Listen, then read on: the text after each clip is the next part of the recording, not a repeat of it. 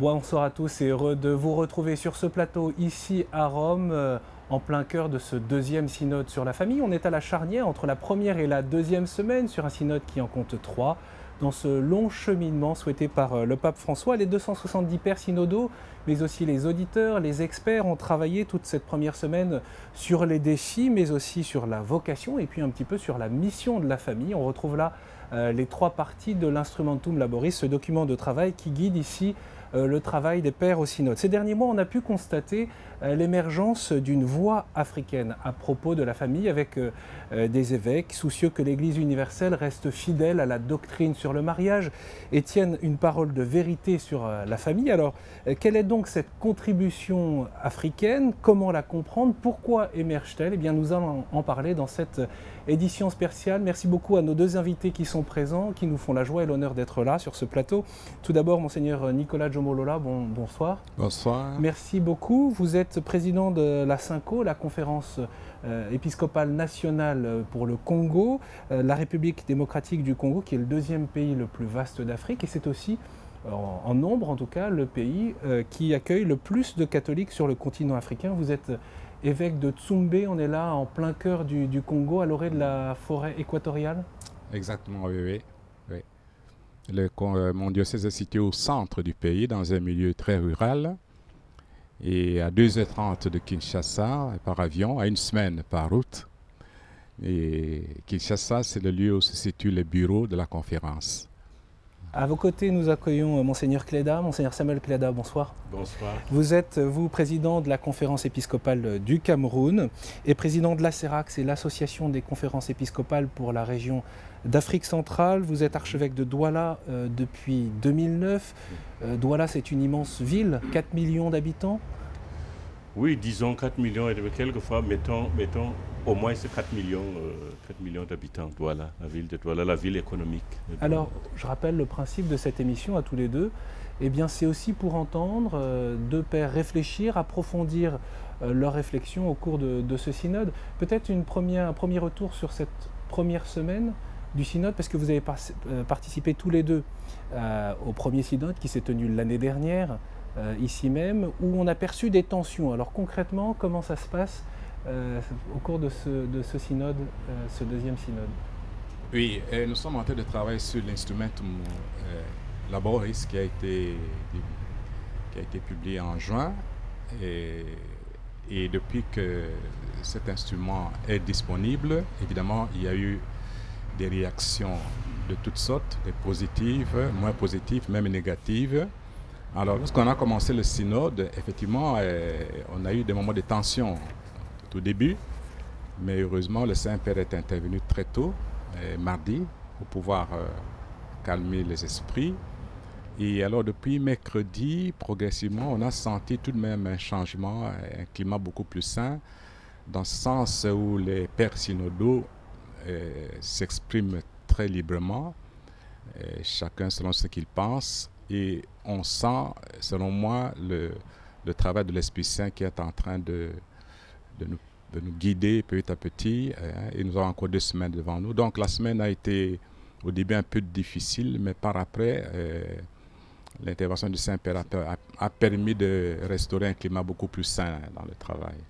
Oui, parce que je crois que ce climat vient du fait qu'il y a des gens qui, peut-être, on pense que voilà, c'est pendant ce synode, on devra changer telle ou telle partie, n'est-ce pas, de la doctrine de l'Église. Mais quand le pape est intervenu pour dire de manière claire qu'on n'est pas là pour changer l'enseignement, la doctrine de l'Église, et on est là pour travailler ensemble, chercher ensemble comment accompagner les familles, que ce soit les familles en difficulté ou les familles qui ont atteint une certaine maturité dans leur vie de famille. Le but, c'est d'abord ça, et je crois que ça a calmé, ça a redonné une confiance, je dirais, à tout le monde. Il y avait une ambiguïté pour vous? Et non, sur le climat de travail, il n'y a pas d'ambiguïté. En tout cas, les paramètres sont clairs. Le Saint-Père a clarifié. Je crois que les pères synodaux ont compris le cadre dans lequel le Saint-Père veut qu'on travaille. Et depuis lors, les échanges sont francs, mais le climat est de plus en plus serein.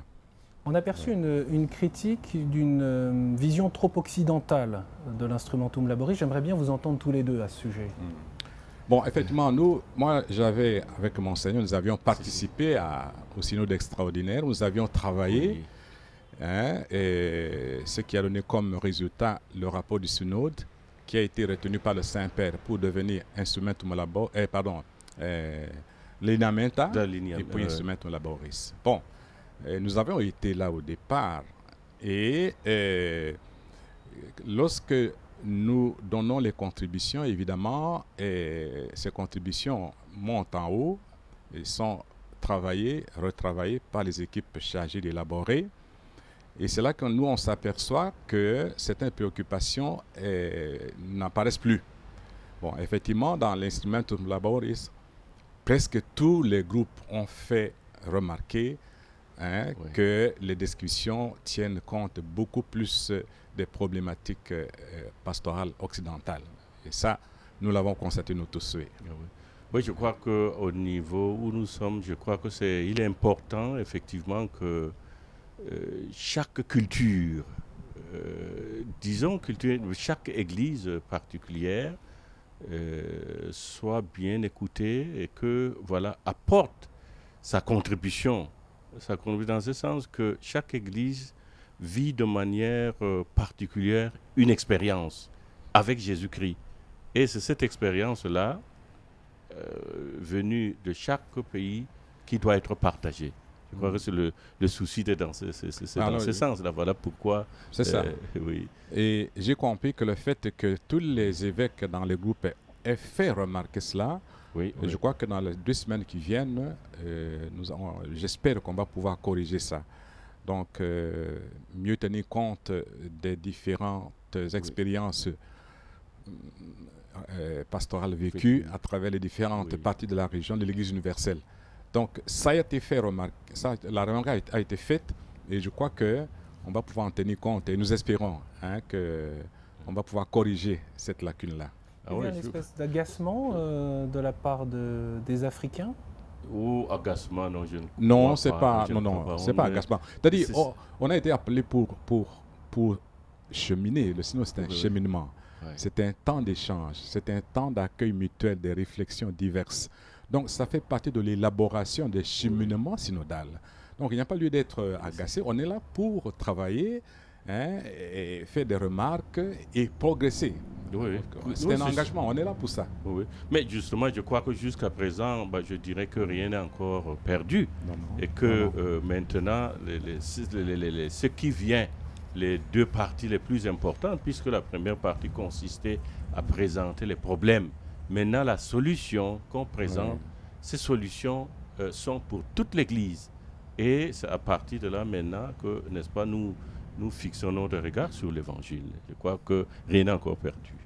Je vous propose de prendre connaissance en fait des réalités qui sont les vôtres, à la fois au Cameroun et au Congo, et peut-être de mieux comprendre, mieux percevoir la richesse de cette réflexion sur la pastorale des familles que vous pouvez nous apporter.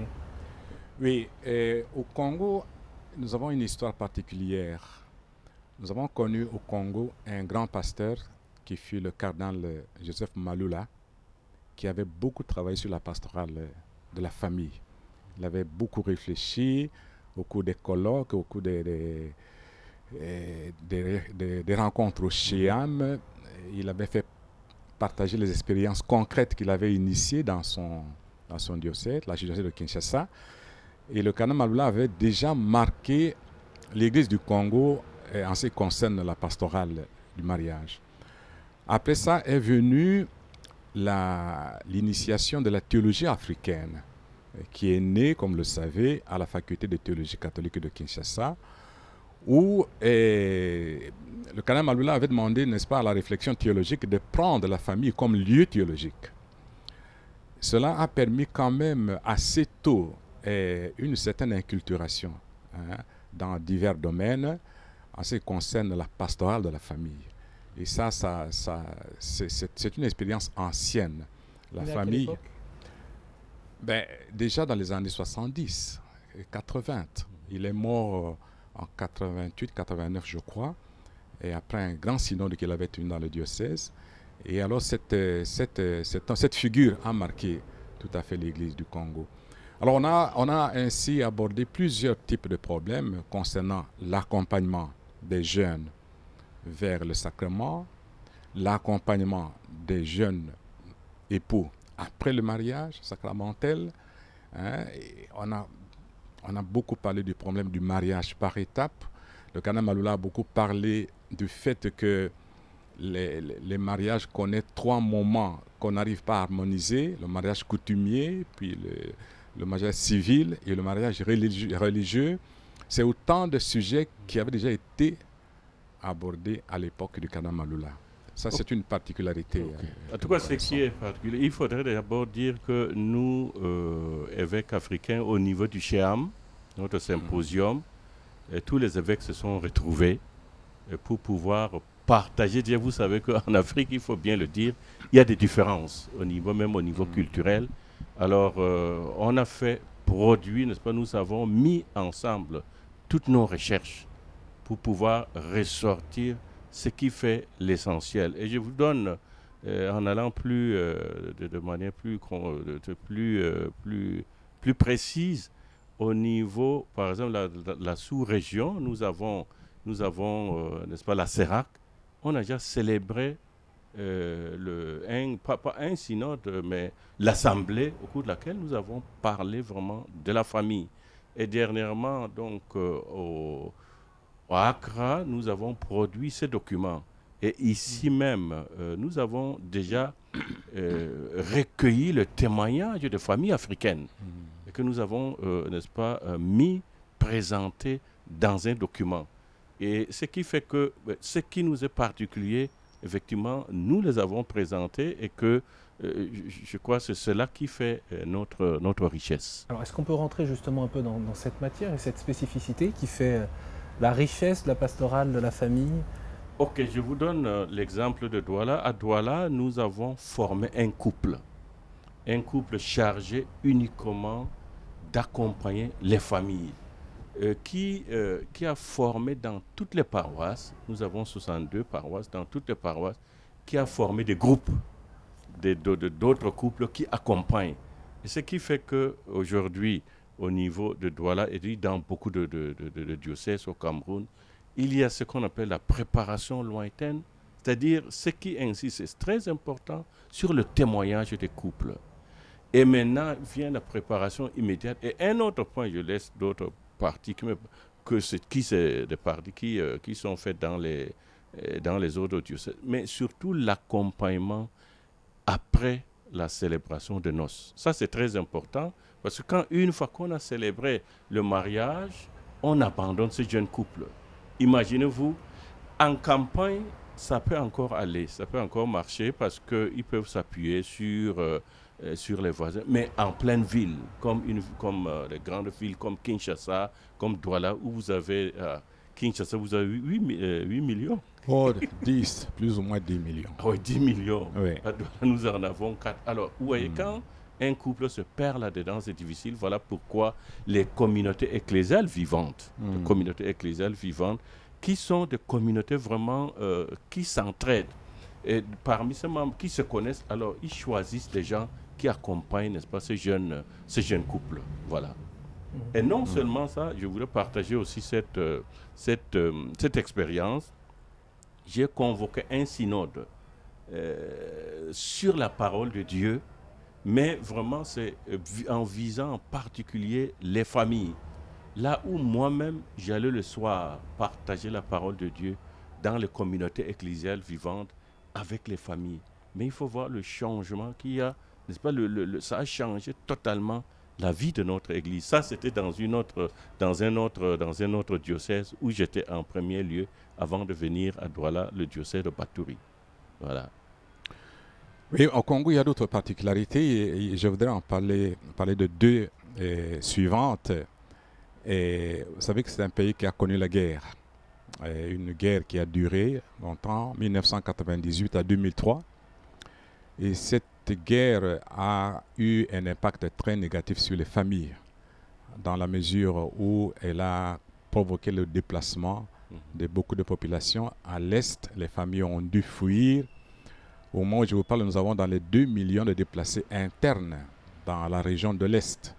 Imaginez la situation des familles, de toutes familles, chrétiennes ou pas chrétiennes.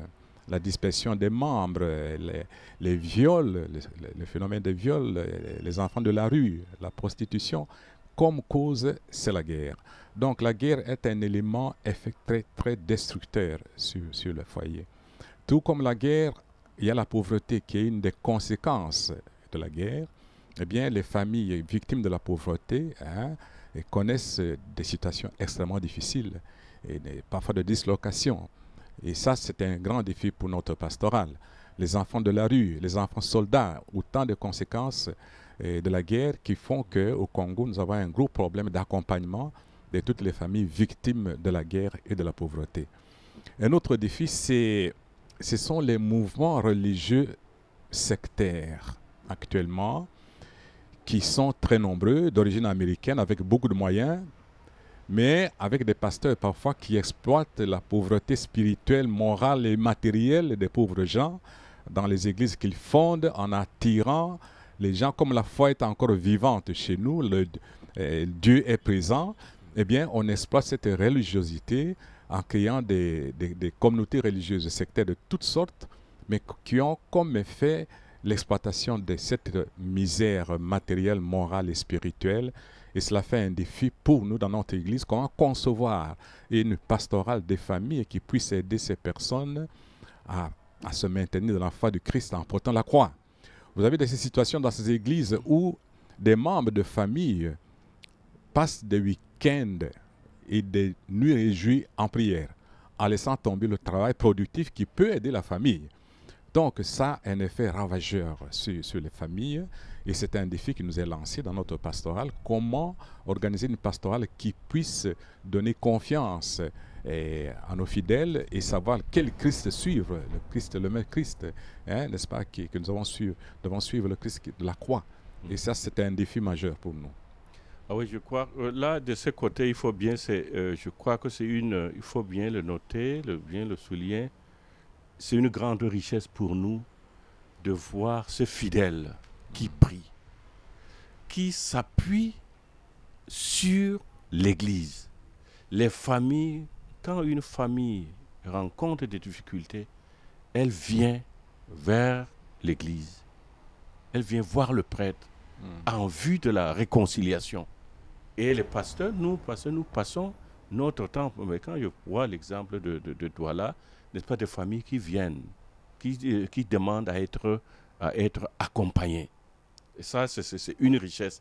Mais c'est sûr que les problèmes de ce groupe, quelquefois, au lieu d'orienter les gens, plutôt les détourner pour d'autres buts. Et ça, cela, il faut bien le noter. Mais ce qui est important pour nous, c'est de voir ces fidèles-là qui attendent beaucoup de nous, qui attendent beaucoup de l'Église. Et concernant, n'est-ce pas, la pauvreté, il y a un point en soulignant, n'est-ce pas, ces défis. Les gens qui sont en déplacement, ça c'est un problème très très sérieux. Nous avons eu au niveau du Cameroun, surtout à l'est et au nord du pays, des Nigérians qui fuient le groupe Boko Haram. Et de la RSA, des gens qui fuient, n'est-ce pas, qui fuient le conflit, le foyer de conflit. Alors, mais nous avons organisé, parce qu'un problème réel de défi, quand un groupe arrive, il y a des problèmes de culture qui se posent, problèmes de langue qui se posent. Nous nous sommes mis d'accord avec les évêques du Nigeria, de nous envoyer des prêtres pour accompagner leurs fidèles. Ce sont tous nos fidèles, mais cependant, il y a des différences, des problèmes de culture. Et là, j'ai rendu visite, donnons cet exemple, j'ai rendu visite à ces réfugiés, à peu près 42 000 Nigérians qui sont là. Les évêques du Nigeria sont venus, je suis allé avec eux, il fallait voir la joie que, n'est-ce pas, ces évêques ont apporté, n'est-ce pas, à leurs fidèles, et combien ses fidèles étaient heureux, n'est-ce pas, de voir. Voilà, ce sont des défis que nous devons, n'est-ce pas, auxquels nous devons apporter des solutions. Alors, ayant bien en tête ces défis, au fond, on aimerait bien vous entendre l'un et l'autre sur les raisons pour lesquelles, peut-être spécifiquement les évêques africains, tiennent à ce que l'Église enseigne sur la vérité du mariage et de la famille. Et chercher à comprendre pour quelles raisons cette voix africaine s'est élevée.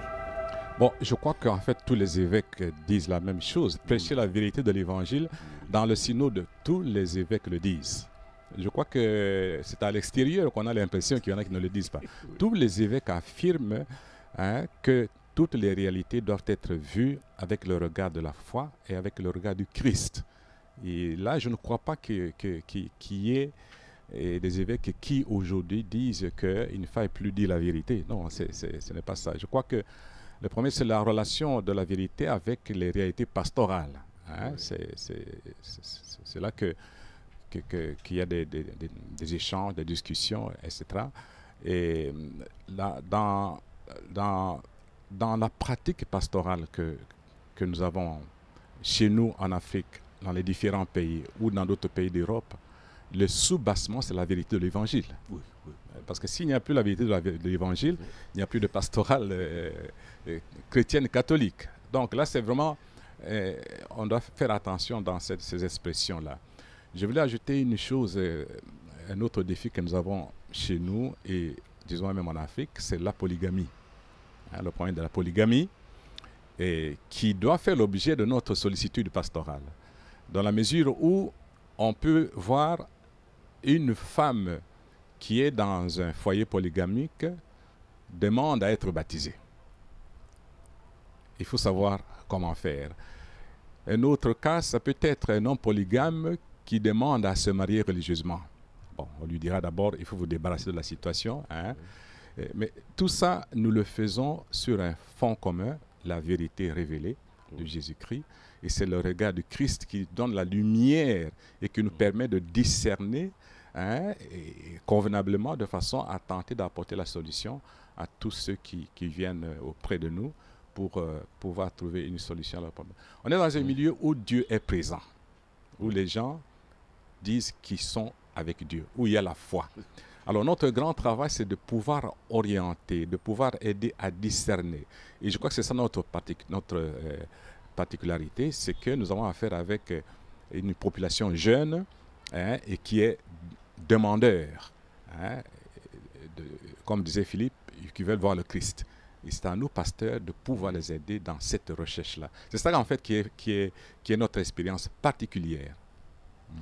Oui, je crois le problème de voir pourquoi on veut changer des gens qui ont une autre position, il faut changer la doctrine de l'Église. Je crois que le problème, quand le Saint-Père a pris la parole pour dire que la doctrine ne change pas, je crois qu'il faut comprendre, n'est-ce pas, ce que nous sommes en train de vivre actuellement. Au premier synode, le synode extraordinaire d'octobre 2014.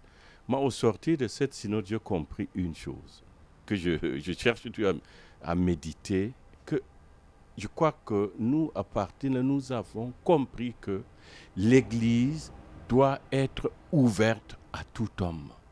L'Église ne doit rejeter personne. Donc, tout ce qui se présente, n'est-ce pas, à l'Église, personne ne doit être rejeté. Je crois que c'est le point de départ. Alors, il s'agit maintenant, mais que tout ce qui viennent, il faut maintenant les orienter dans la voie de la conversion. Mais mais le Christ nous tend les bras.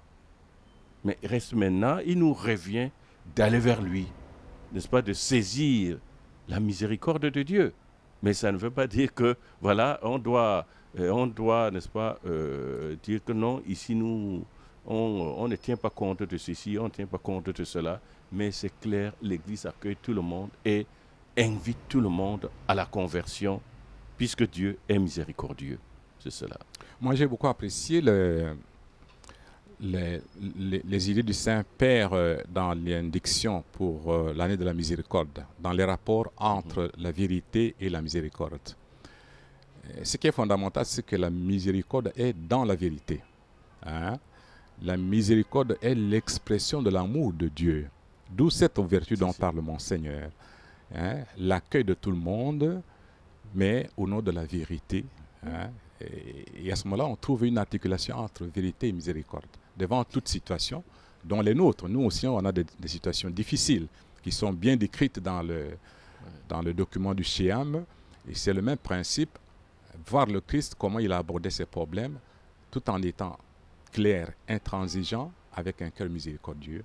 Et ça, c'est le devoir de chaque pasteur, selon les lieux où il se trouve.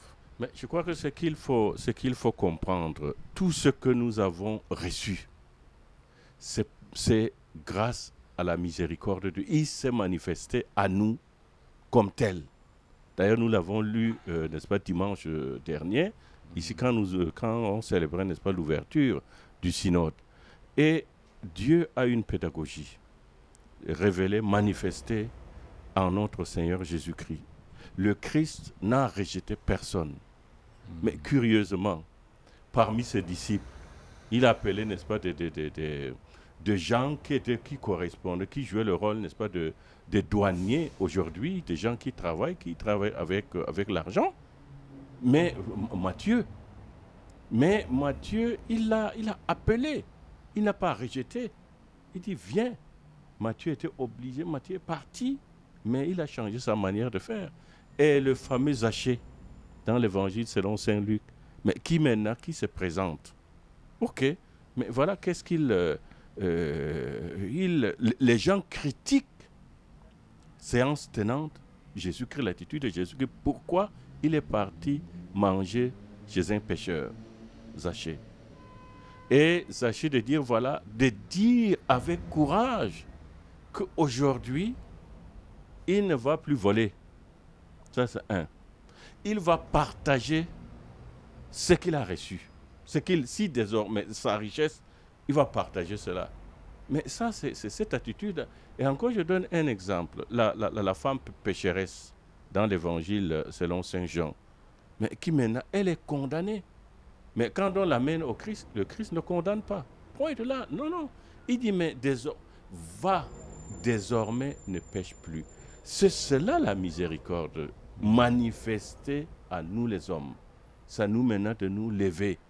Mais le Christ n'appelait pas tous ces gens, ces pécheurs-là, pour qu'ils restent dans leur état de péché. L'évangile, c'est cela. C'est regarder vers l'avenir et non rester là où on est plongé. Et donc la conversion, que vous êtes la conversion est l'élément central dans la miséricorde. La conversion. Et Saint Paul parlait de conversion successive dans la vie. Ça nous transforme. Et c'est ça que le Christ attend de nous. Et ce que le Christ nous demande dans l'approche pastorale, amener les gens à se convertir. Se convertir encore. Alors, Monseigneur, vous disiez tout à l'heure, au fond, on est tous d'accord sur le respect de l'enseignement et l'enseignement de la vérité du Christ et de la parole de Dieu. Mais au fond, alors où est-ce que se situe le débat, peut-être même des points de tension? Le débat, c'est surtout dans les médias. Les points de tension, c'est exagéré dans les médias. Il y a des réalités quand même. Il y a des réalités, mais dans une perspective de recherche commune de la vérité. Alors, expliquez-nous. Le Concile avait défini la communion comme une recherche commune de la vérité. C'est ça, nous sommes en train de cheminer. Pourquoi le Saint-Père a voulu étendre ce cheminement sur 3 ans? En fait, ça a commencé en 2013, il y a 2014, et ceci. Pour lui, le temps joue. Et il le dit, le temps est plus important que l'espace. Il accorde le temps au pasteur et à l'Église pour cheminer, pour échanger. Et de cela, en échangeant, en cheminant, il y a des chocs des idées. Mais on ne se bloque pas à ça. Oui. C'est un processus, c'est un cheminement. Et moi, je suis certain qu'avec l'aide de l'Esprit Saint, il y aura un aboutissement. Je ne sais pas lequel, mais je crois, moi, j'accorde beaucoup d'importance au cheminement, comme a dit le Saint-Père, à un processus où il y a échange, où il y a discussion, mais les contradictions internes en discutant ne peuvent pas manquer. Mais comme on dit, du choc des idées jaillit la lumière. Alors, il ne faut pas voir ça comme des moments qui semblent caractériser le synode, qu'il y a des tensions. Bon, il y a des tensions, on les dépasse. Alors ça devient constructif. Sinon, si c'était la platitude, ben on n'avancerait pas. Vous accepteriez de nous raconter justement comment vous entendez parfois certaines idées, d'autres qui peuvent vous surprendre, vous interroger, et puis comment ce cheminement se fait aussi en vous par rapport à là où vous en êtes. Vous accepteriez d'en parler? Le cheminement, mais je crois que le cheminement doit avant tout être pastoral. D'abord, s'interroger.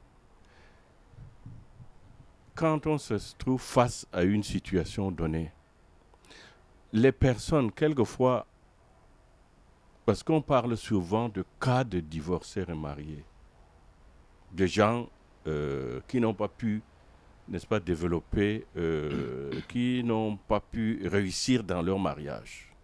Il y a des cas qui arrivent.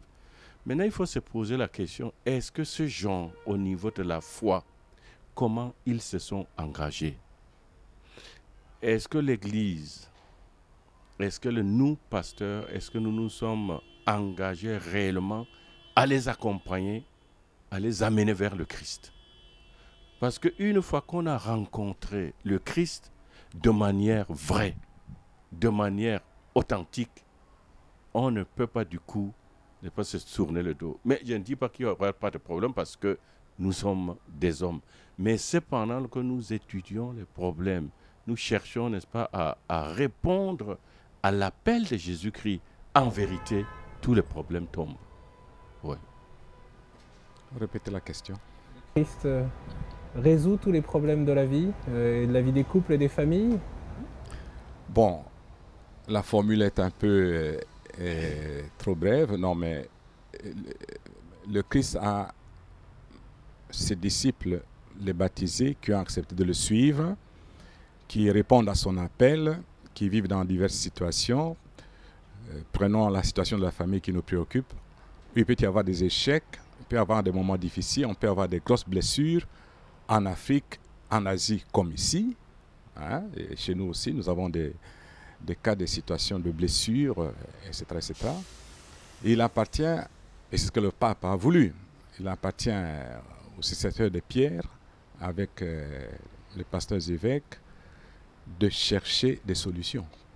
Le Christ, en son temps, s'est trouvé devant des cas et il a essayé de former ses apôtres, ses disciples, à résoudre les cas qui étaient. Saint Paul, quand il est venu, et c'est ce qu'il a fait, sur la loi du Christ, il a essayé de résoudre les cas qui lui sont arrivés. Donc, ce n'est pas... Nous ne voulons pas dire que la lumière du Christ résout tout, mais la lumière du Christ aide à nous redresser. C'est ça. La lumière du Christ aide à redresser chacun d'entre nous, dont ceux qui ont reçu la vocation d'une vie de couple dans les mariages sacrés. Et là, nous, pasteurs, c'est à nous de les aider à retrouver leur identité chrétienne qu'ils ont acceptée depuis le baptême et dans le sacrement de mariage. C'est ça, en fait, en réalité. Mais ce n'est pas un coup de magie. Non. On est des êtres humains et nous regardons le Christ, comment il s'est comporté dans les différents cas, comme Monseigneur en a cité. Et il a émis la loi, mais on voit comment il a pratiqué. Mais je crois que je crois qu'il faut qu'on parle des exemples, clairs. Mais ouais, quand vous arrivez dans une famille chrétienne, qui a compris le sens du mariage et les conjoints ont accepté de se donner totalement l'un à l'autre. Vous voyez le climat qui règne dans cette famille, la joie de vivre dans cette famille. Permettez que je vous donne un exemple. J'étais en visite dans une paroisse en pleine forêt. Je ne connaissais pas du tout la famille. Ok, à midi, nous nous sommes retrouvés pour manger dans cette famille. Mais le père s'est assis à côté de moi. Il a parlé de sa famille, il a expliqué. Et de jeunes gens qui venaient ou une jeune fille qui venait s'incliner, demander qu'est-ce qui manque à nos invités, tout ça. Alors à la fin, j'ai dit, cette fille qui venait, c'est qui? On dit, c'est la fille même du monsieur. Le type s'occupe tellement, ce chrétien s'occupe tellement de sa famille. Vous voyez la paix dans cette famille. Et même, curieusement, les prêtres qui sont en visite, ils tournent, ils font la visite, ils font tout pour aller dormir dans cette famille. Voilà l'exemple d'une famille chrétienne en pleine forêt. Vous voyez, ça veut dire que, en fait, ce qui, le chrétien, dans le mariage, sa vie est totalement transformée. C'est cela. Atteindre, n'est-ce pas, réaliser justement sa vocation. C'est cela que nous cherchons, n'est-ce pas, au cours de ces synodes. La vocation de la famille, la mission. Réaliser cela selon, n'est-ce pas, la vision chrétienne, la vision divine, si vous voulez. Au cours de ces synodes, on a aussi beaucoup insisté sur le fait que nous devons constamment nous tourner vers les familles qui s'efforcent de vivre leur vocation en fidélité partout dans l'Église universelle. Chez nous en Afrique, ici en Europe, et il y en a. Et ce sont des familles en fait, qui font le travail de l'Église, qui sont des missionnaires. Et il faut toujours tabler sur ces familles pour pouvoir renforcer la pastorale familiale par rapport à ceux qui connaissent les échecs, ou ceux qui reculent, ou ceux qui sont en difficulté. Et on a beaucoup insisté sur l'apport des familles chrétiennes qui vivent dans la fidélité, comme le dit Monseigneur. Et je crois qu'il faut toujours le dire, il faut le rappeler. Parce que sans elles, je crois qu'on aurait peut-être connu beaucoup plus de difficultés à travers nos églises. D'ailleurs, à ce sujet-là, je pourrais vous poser cette question. Particulièrement dans vos pays, le mariage préexistait avant l'arrivée de la foi, avant l'annonce de l'Évangile, qui finalement, au regard de l'histoire de l'Église, est assez récent sur le continent africain. Et qu'est-ce que la foi a révélé de la beauté du mariage et de la famille en Afrique? En quoi ça a changé la manière, ou c'est un appel à changer dans la manière de vivre la vie conjugale et la vie familiale? Le mariage est une réalité coexistentielle à l'humanité. Elle a existé avant le Christ. Et le Christ, en venant au monde, a restauré la dignité et la force de l'union entre un homme et une femme, qui dit d'avant la loi de Moïse. Moïse a instauré sa loi à cause du péché, et lui, il est revenu restaurer cette... Donc le Christ, pour nous, en Afrique, apporte un élément de plus, cette restauration, et dans la dignité, dans le reflet de l'amour trinitaire, de la communion trinitaire, n'est-ce pas, et de l'amour que le Christ a pour son Église. Ce sont des éléments qui ont enrichi le mariage africain, qui était mariage naturel entre un homme et une femme. Et ça, c'est ça qui fait notre joie. C'est que il y a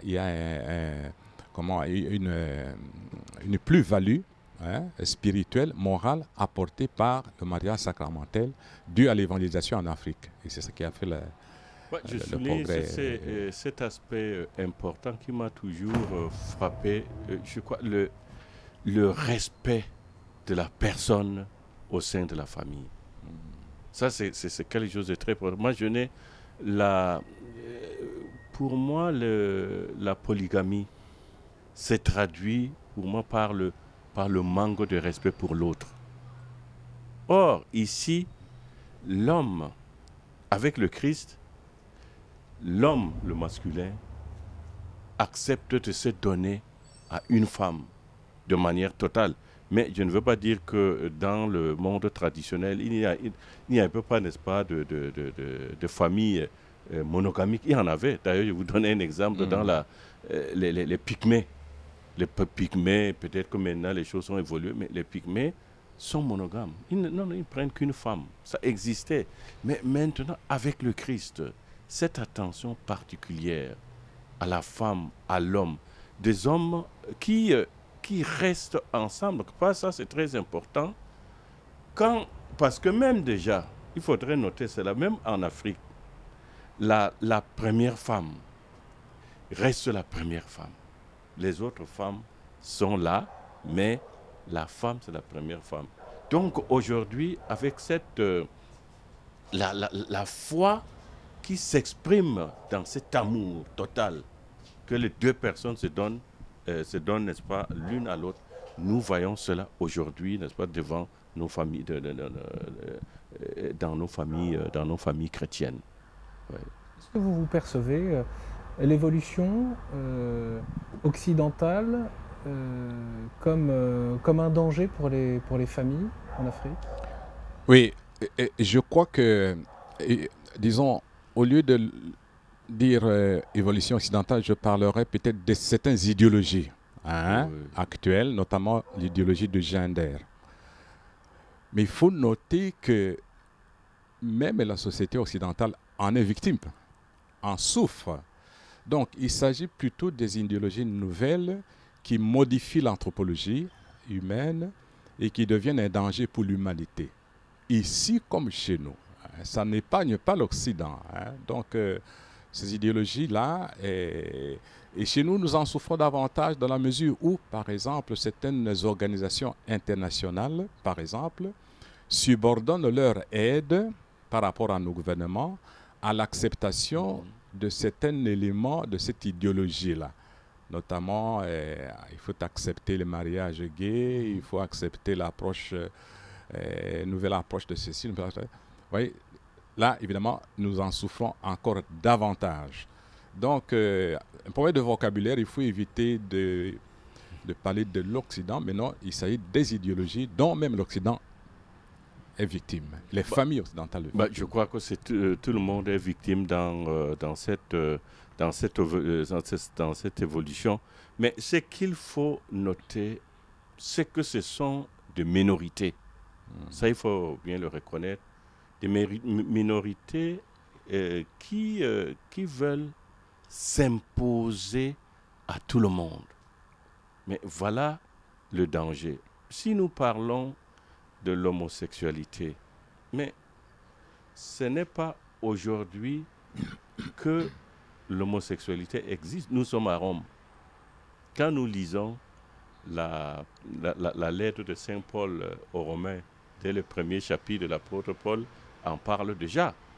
Mais le danger qui se présente aujourd'hui, ce qu'on veut, ces erreurs, je parlerai, peut-être que les gens ne vont pas accepter cela, mais on veut reconnaître ça de manière officielle. C'est ça le problème. Qu'on ne devrait plus, que ce qui n'est pas juste. Au fond, que le mariage ouvert aux personnes homosexuelles soit légalisé partout. Soit légalisé partout. Non, mais c'est ça. C'est ce que vous refusez. C'est ça l'erreur aujourd'hui. Mais il y avait des cas de et ce qu'on refuse ici aussi. Oui. Il y a des pays qui refusent en Europe. Non, mais c'est tout le monde qui est. C'est tout le monde qui est en danger. Ouais. Mais quand même, imaginez-vous. Parce que ça amoindrit la beauté ou la compréhension du mariage d'un homme et d'une femme. Pour nous, c'est parce que c'est Dieu qui a voulu que le mariage ce soit entre un homme et une femme. Et le Christ l'a encore, le Fils de Dieu l'a encore confirmé. Nous sommes des chrétiens et c'est ça notre religion. C'est la raison simple. C'est Dieu, c'est le Créateur qui a voulu que le mariage ce soit entre un homme et une femme. Non, mais il y a ce point très, très important qu'il faut souligner. L'homme et la femme qui se complètent. Oui, l'homme et la femme qui se complètent. Ça, c'est dans la nature de chaque être qui se complète. Alors, s'il faut arriver à nier ce fait-là aujourd'hui, je crois que nous nions même la nature de la personne humaine. D'ailleurs, c'est ce que le gender, la théorie de gender veut imposer. Donc, ce n'est pas ce que le monseigneur Nicolas vient déjà le dire, mais ça, c'est qui les personnes qui veulent vivre, n'est-ce pas, de cette, qui veulent accepter cette manière de voir les choses. Mais qui les garde? Mais pourquoi chercher maintenant à imposer cela au monde entier? Parce que ma culture parle, dire aujourd'hui, Vous allez dans un village, vous dites que, ok, aujourd'hui, deux hommes peuvent se marier, deux femmes peuvent se marier. Mais les gens vont prendre des cailloux et vous chasser. Vous Ce chassez. serait terrible. Mais donc, ce n'est pas dans notre culture. Ce n'est pas dans notre culture. Parce que- Alors, maintenant, mais- le danger vient, n'est-ce pas, qu'on veut imposer maintenant à tout le monde. Alors- Monseigneur, excusez-moi d'ajouter. Oui. C'est- C'est très bien de le dire que ce n'est pas dans notre culture, mais je vois que ce n'est pas dans la culture des gens ici. Pourquoi est-ce qu'il y a eu tant de manifestations contre? C'est que cette culture aussi, du moins ceux qui la vivent, ne l'acceptent pas. Nous suivons la télévision lorsqu'il y a une loi qui est prise. Oui. Combien d'Européens marchent pour dire non? Oui, le mariage pour tous en France. Ah oui, prenons cet Donc, exemple. Il n'y a pas que l'Afrique, ça concerne vraiment hein, un peu tout le monde. Hein. Alors, pour avancer dans la réflexion, ici au Synode, on a pu entendre cette réflexion, cette question qui a le mérite au moins d'être franche, qui est de dire mais est-ce que les Africains ne bloquent pas, au fond, d'une certaine manière, la réflexion et l'évolution de l'Église pour une position plus inclusive à l'égard de tous ceux qui sont blessés, de tous ceux qui souffrent, peut-être aussi à l'égard de toutes les personnes qui se sont jusqu'à présent senties exclues. Qu'est-ce que vous en pensez ? Bon, pour moi, c'est encore le problème de la presse, des médias. Pourquoi? Parce que le Saint-Père l'a dit si clairement mardi. Oui. Il a dit, et vous l'avez appris, parmi les deux choses qu'il a bien dites, c'est qu'on ne touche pas la doctrine. Et il a ajouté qu'il ne faut pas donner l'impression qu'on était venu là pour les divorcés remariés.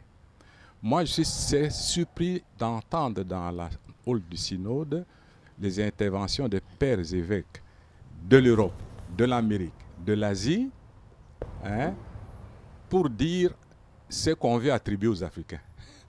Alors que c'est des évêques du monde entier qui s'expriment hein, d'une certaine manière, comme le Saint-Père dit, que ce n'est pas le problème majeur pour lequel on est venu.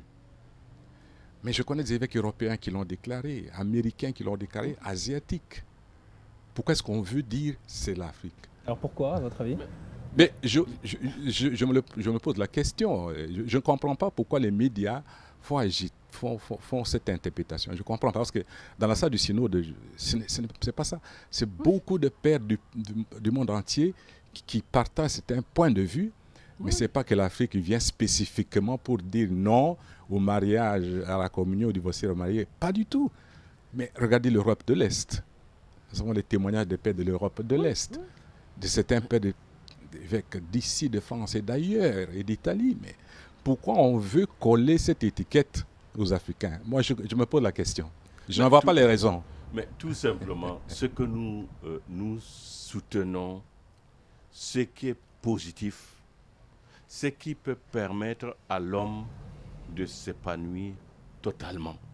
Ouais. Et ça, c'est pour tout homme.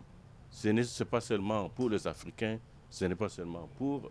Non, c'est pour tout homme. Donc, nous n'avons pas dire que c'est l'Afrique qui bloque ceci. Non, mais ce que nous sommes tous, puisque ce que le Papa a dit, nous sommes tous pour la vérité révélée en Jésus-Christ. Peut-être dernier tour de parole oui. sur ce que vous attendez profondément, là où on en est, là, entre cette première et cette deuxième semaine. Il y a encore 2 semaines de synode devant vous, de ce que vous espérez, et notamment autour de la réflexion pastorale, peut-être liée à vos propres réflexions personnelles et vos expériences dans vos diocèses. Justement, ce que nous attendons, que nous puissions tous ensemble, comme Église universelle, trouver, n'est-ce pas, la pastorale qui puisse sauver la famille, qui puisse aider la famille, la pastorale qui puisse accompagner les familles. C'est cela que c'est ça que nous cherchons. On ne se bat pas pour telle ou telle règle, mais nous cherchons comment accompagner nos familles. Et voilà pourquoi nous avons à nous interroger. Nous interrogeons, nous cherchons comment accompagner nos familles. C'est cela qui est positif. Si nous sommes venus, c'est dans ce but-là. Ce n'est pas pour autre chose. Ouais. Oui, je crois que le pape, le Saint-Père nous a réunis pour pouvoir réfléchir sur le thème de la famille et sa mission dans la société, dans l'Église. C'est un thème très, très important. Renouveler la pastorale. pouvoir aider en vérité tous ceux qui sont en difficulté, je me mets à la place de chaque pasteur et nous en avons des cas de personnes blessées partout dans le monde. Et notre espoir, c'est que le Saint-Esprit nous aidant, que nous puissions cheminer dans les 2 semaines qui restent, avec les échanges toujours fructueux, même avec des moments de tension, c'est tout à fait normal, mais qu'on puisse aboutir à proposer au Saint-Père des réflexions qui pourraient lui permettre de nous guider dans les années à venir dans la pastorale de la famille, de donner de nouvelles orientations que chaque évêque dans ce diocèse pourra exploiter, n'est-ce pas, pour pouvoir toujours faire de la famille un véritable instrument pastoral pour le salut du monde et pour le bien de l'Église. C'est ça mon espoir. Je crois que ce qu'on voit déjà clairement, qui se dessine, c'est ce souci-là de chercher ensemble comment annoncer l'évangile à toutes les familles, l'évangile à tout homme. Pourquoi je dis ceci? Parce que la famille ne forme pas seulement une partie de l'humanité. C'est tous les chrétiens qui doivent accompagner les familles.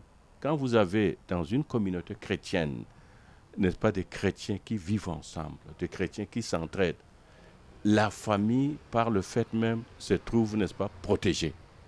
Voilà. Merci beaucoup à tous les deux d'avoir partagé à la fois vos convictions et puis tout ce travail ici des pères au synode. Merci beaucoup Monseigneur Cléda d'être venu. Merci beaucoup Monseigneur Jomo Lola d'avoir accepté notre invitation. Bien sûr, merci à vous pour votre fidélité. Bien sûr, les prochains rendez-vous ici depuis ce plateau à Rome, c'est 20h35 du lundi au vendredi pour le journal du synode tout au long de ces 3 semaines. Et puis également 2 entretiens du synode à 21h40 mardi avec le cardinal Angelo Scola. Et jeudi, nous retrouverons Monseigneur Oumdekon du Bénin, donc également à 21h40. Bien sûr, tous les programmes sur le synode sont à retrouver sur le site internet de KTO, tout comme cette émission si vous souhaitez la regarder. Merci également à toutes les équipes de KTO mobilisées ici à Rome et à Paris. Très bonne soirée à vous.